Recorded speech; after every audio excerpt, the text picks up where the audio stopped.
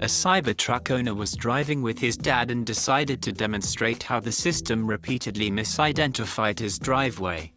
Unfortunately, the test didn't go as planned.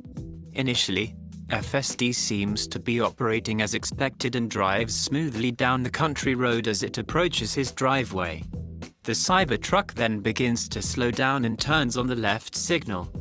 At the same time, a silver Chevrolet pickup can be seen approaching the Tesla in the other lane, and just as it's about to pass, the Tesla quickly steers to the left, directly into the path of the Chevy. Fortunately, the driver was able to react quickly enough to avoid what could have been a serious collision. A look at the screen of the Cybertruck shows it was in hurry mode at the time, and that the driver assistance system identified the oncoming pickup. However, for a split second, the Cybertruck's computers plotted a path directly into the Chevy.